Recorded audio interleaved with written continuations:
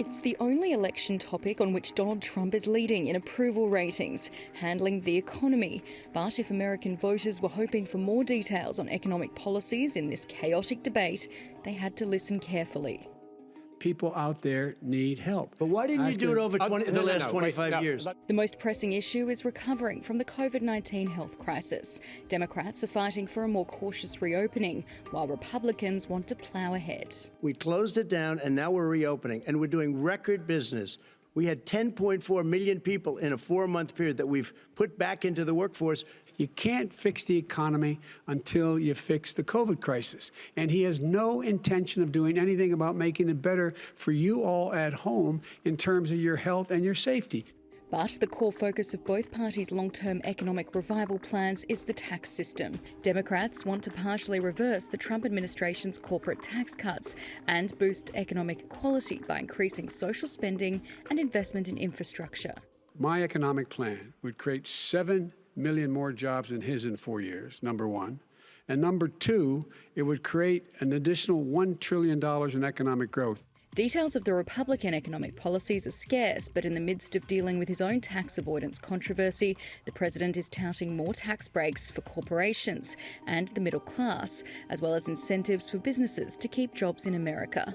He's also defended his focus on strengthening the stock market. Let me tell you about the stock market. When the stock market goes up, that means jobs. It also means 401ks. If you got in, if you ever became president with your ideas, you want to terminate my taxes, I'll tell you what, you'll lose half of the companies that have poured in here will leave, and plenty of companies that are already here, they'll leave for other places.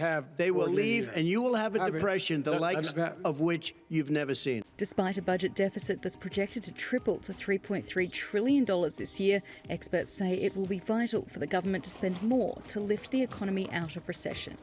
These are real challenges that require investment that will ultimately create a more robust economy, a more inclusive economy, and an economy that can get moving much more quickly and begin to address deficit issues that are less serious in this period of low interest rate, but must in the fullness of time be addressed so that we pay down those debts and prepare ourselves to be resilient in the face of the next major set of challenges. The economic policies are as divided as the candidates themselves, but whoever gains control of the world's largest economy, the impact of any major policy changes will be felt far beyond the streets of the United States.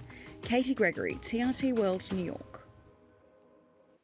Well, for more, let's go to Jason Nichols in Elliot City, Maryland. He's a Democratic strategist and a lecturer at the University of Maryland. And joining us from Bethany Beach in Delaware is Trump campaign chair Rob Arlett. Welcome to you both. But Rob, if I could start with you. Katie's story that we heard there gave us a good breakdown of the economic issues that were briefly spoken about during the debate, but as we know, it was really overshadowed by the two characters that we saw on display. Now, the moderator and the former New Jersey Republican Governor Chris Christie, who actually helped Trump with the debate, admitted that Trump perhaps was too hot-headed and was unruly. And it really was, wasn't he? He should have been more presidential, more statesmanlike. Well, I would disagree with it. I think President Trump called out Joe Biden for who he is. And when Joe Biden lies about President Trump and his record, he will call him out. I think knowing President Trump and have been with him on several occasions, this is a battle. When it's a one-on-one debate like we saw last night, it is a true battle. I think in 2 weeks you'll see a different style because it'll be more of a town hall forum. I think you'll see a different personality, a different, I would say just a different process from President Trump in 2 weeks. But again, one-on-one, President Trump will win every single time. And President Trump eloquently and very blatantly, I would also say, put forward the fact that he has a proven record of success these last 3.5 years when it comes to the economy. And America knows that they trust President Trump with the economy and law and order, and they do not trust Joe Biden with the economy nor with law and order, as evidence that Joe Biden could not even come out and condone or condemn the violence that is continuing to go on throughout our nation today. And that was kind of sad to see Joe Biden not call out the crimes and criminals that are continue to to do these in our cities around the nation. Okay, I wanted to come to Jason, but can we stick to this point, Rob? You're saying Biden refused to call out the violence conducted by elements of the left wing, but equally, Donald Trump refused to condemn white supremacists and militia groups, didn't he? Why didn't he just condemn them when he had the chance? He is racist in that sense, isn't he? Well, no, I think the left has always called him that, but the reality is he has done more for the Black community, more for minorities than anybody, especially Joe Biden. Look, I think it's, as a person who lives and is from Delaware, I think we should put Delaware's record on for all to see, because Joe Biden has failed Delaware. Wilmington, mostly African American communities that live in Wilmington, highest crime. We are the nation's capital of crime per capita in the nation. Okay, but just sorry to interrupt you there, but when the moderator asked Donald Trump to condemn white supremacists and militias, Trump said, quote, "Stand back and stand by." He didn't condemn them. Yeah. He didn't say that they were bad people. Therefore, he supports them, doesn't he? I would disagree with that. Of course not. He's called them out in the past, and I think he didn't want to provide an added distraction. And I'm not going to speak for the president. I am not him. Why he chose to do what he did was his choice. But the reality is he is certainly not a white supremacist. He certainly cares for all Americans, as proven by his policies, as proven by his track record. For anybody to say otherwise is just not paying attention to the reality. Okay, Jason, can we bring you in? Because I think you have some very strong views on this. What's your response to what Rob has said, that Trump isn't a racist? Well, you know, Rob is an old friend, and I really enjoy hearing him speak. I wish he could hear himself, because what you said is correct. Number one, let's talk about the fact that Joe Biden condemned violence several times in that debate. So I don't know if he had, wax in his ears or not, but there was clear that Joe Biden said several times that he did not condone violence and that violence was not the answer. What President Trump failed to do, just like he did in Charlottesville, was to condemn white supremacists. He told them to stand by. When you tell someone to stand by, it's like when you're flying on an airline and they tell you to stand by, you can still get on the plane. You're just standing by for when it's your opportunity. It was really troubling, particularly, as Joe Biden pointed out, Christopher Wray, the head of the FBI, said that white supremacists are a major national security threat in our country. So for Rob, I understand he's trying to spin it for the president. There's no way to spin out of this. And the president has not clarified, as far as I've seen, his comments from last night. And that's really troubling. When we look at some of the things that he talks about, first of all, it's very paternalistic to say, I've done more for Black people than anybody. I mean, first of all, that's almost racist in and of itself. But when we look at what he's actually accomplished, it's really nothing. There's really been nothing, no pointed policy at African Americans at all. So I think that this president has failed a lot of communities. He didn't keep us safe, which is what we needed most. When we're talking, particularly, your show is devoted to the economy. He did not keep us safe, which is the number one objective of a president of the United States. And when we look at business leaders, 77%, according to Yale University, 77% of CEOs and business leaders back Joe Biden. 55% give the president a grade of F, which is failure, for his handling of the coronavirus, and that is why they're backing Joe Biden. Yes. So we're in a place right now, and that doesn't normally happen. Business leaders don't want to back Democrats because they think they're going to be taxed.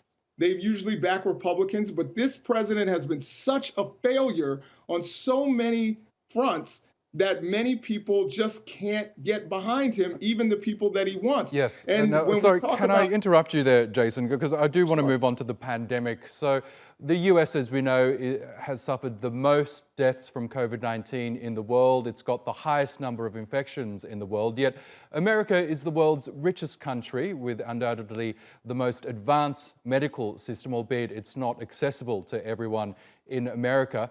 This has happened under Donald Trump's watch. Not only the tragic health outcomes, but also the economic ones, where we've got more than 26 million unemployed. So how can Donald Trump stand up and say that he's done great things for the economy when the economy is in the worst shape it's ever been, probably since the Great Depression? Rob, can I get you to answer that? Well, I think the facts don't speak to what you just said. That is absolutely false. Which facts? In what you The just death stated. toll, the infection rate, the people The unemployed? fact that the economy is the worst it's ever been since the Depression. I don't know where you're getting the basis from. Before We've got COVID-19, 26 million people unemployed. More than Oh, you mean 200,000 people have because been of been COVID-19? killed You by mean this because of pandemic. Do you mean because of COVID-19 that came out of China that President Trump had denounced and shut down China travel and safeguarded Americans while Joe Biden and the Democrats were ignoring it and were out doing public events? Do you mean that COVID-19? I do. I also mean his response early on, where he told the various states to lift their lockdowns, to liberate against the governors. Worse because of President Trump. The economy was the very best in the world and in America's history under President Trump prior to COVID-19. So again, and he is rebuilding it as we speak. So if anybody has any trust with the economy, it's all with it is against Joe Biden and all with Donald Trump. So again, to make the comment that it's the worst in history since because of President Trump is just ridiculous. I don't know where you're getting that basis from. Again, and our recovery is faster than than any other nation around the world as it relates to the COVID-19 crisis. So please, President Trump has a record of success for all Americans with the economy and around the world, unlike Joe Biden with his failed policies of 47 years in office. So we think Joe Biden's been in office for 47 years and all of a sudden he's going to be the savior of the world. Are you kidding me? Okay. I don't think so. He's a record of failure of 47 years. Jason, can I get you to respond to that? It seems that Rob doesn't think Donald Trump is culpable for the handling of the COVID-19 pandemic in the US, but we did see Donald Trump early on urge Americans to protest against lockdown measures. We saw him refuse to wear masks. How culpable, in your view, Jason, is Donald Trump in terms of the US response to the pandemic? I think he is 100% culpable. If you believe in leadership, the person who's at the top is responsible. Now, one of the things that we believed at one point was that Donald Trump didn't have knowledge of the pandemic and how it was spread. But apparently, when it comes out in videos in audio tapes from Bob Woodward, that he was 100% informed about this pandemic, about the fact that it was airborne. He knew everything about it, and he lied to the American people and said, you know, everything's going to be okay. Now, if he had shut things down, projections say if he had shut things down a week earlier, 36,000 Americans would still be alive. Had he shut it down 2 weeks earlier, 54,000 Americans would still be breathing. They would be at their dinner tables with their families right now. But instead, because he says he didn't want to cause a panic, he made a mistake and lied to the American people. He is 100% culpable for the deaths of those Americans and not keeping this country safe. And he's still holding large events. And as a matter of fact, he's responsible in some ways for the death of his friend that he won't even mention. His friend Herman Cain, who died from going to large events when he had a pre-existing condition and going without masks. This is a real problem of leadership that we have in this country. And when we talk about the economy, I'm glad that Rob brought it up. We know that in the last 3 years of the Obama administration, they created 1.5 million more jobs than the Trump administration did in the first 3 years of that administration. We know where unemployment was trending. We know that Biden's plan would create 7 million more jobs and would raise household income by $4,800 per family. Look, we know that unemployment, according to projections, would drop below 4% under a Biden administration. Trump is a failure, he's a fraud, and we're seeing it right now. Okay, gentlemen, we'll have to leave it there. But Jason Nichols in Maryland and Rob Arlett in Delaware, thank you again for joining us on the program.